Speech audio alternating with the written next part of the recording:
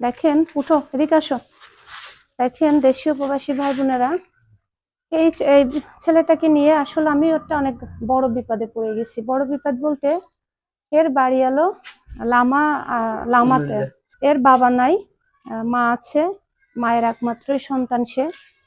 এর পাড়া প্রতিবেশী সবার সাথে আমার কথা হচ্ছে, সবাই মানে একে এর মায়ের কাছে ফিরে দেওয়ার পক্ষে না, চায় না যে এই সন্তানটা তার মায়ের কাছে ফিরে যাক। আমি আজকে 1 সপ্তাহ ধরে এই ছোট্ট ছেলেটা, এর বয়স সর্বোচ্চ 14 কি 15 হবে, একে ফিরে দেওয়ার জন্য আমি এত পরিমাণ চেষ্টা করতেছি, কিন্তু এখনো পর্যন্ত তার মায়ের সাথে আমি কথা বলতে পারিনি।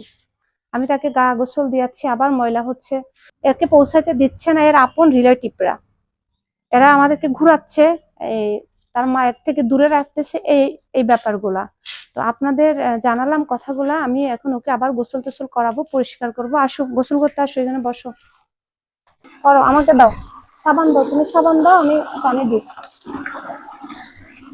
সারা শরীরে ময়লা। আমি গতকালকে রাত্রে গোসল করাইছি, পাঞ্জাবি পরাইলাম, প্যান্ট পরাইলাম, এইগুলা সব ছিঁড়ে টিড়ে ফালাইয়া দিচ্ছে।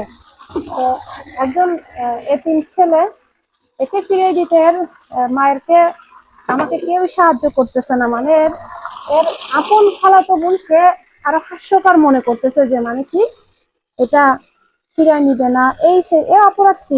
এত বুঝে হয়তো একটু খাবারের জন্য, একটু ইসের জন্য এর মা ডেলি কাজ করে, আমরা সেটাও খবর পাইছি যে এর মা ডেলি কাজ করে। এ কিন্তু ছোট, কেউ আবার আমাকে ভুল বুঝবেন না, যেহেতু আমার এখন আজকে শুক্রবার, আমার এখানে আমার 3 সদস্য নাই, সেই জন্য আমি নিজেই একে পরিষ্কার করতেছি। পাইলইছ বাজে তোরা আর কেন করিবি একদিন? হ্যাঁ, আসি দে। হ্যাঁ, আর ফাইনই দে। হ্যাঁ, আম্মা নাই? বাবা কোথায়? বাবা আছে?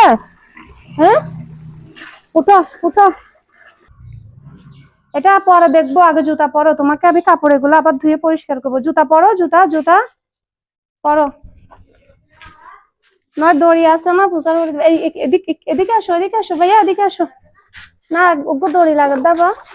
সামনে ফিরো, সামনে ফিরো, দেখি আজাগা। হ্যাঁ,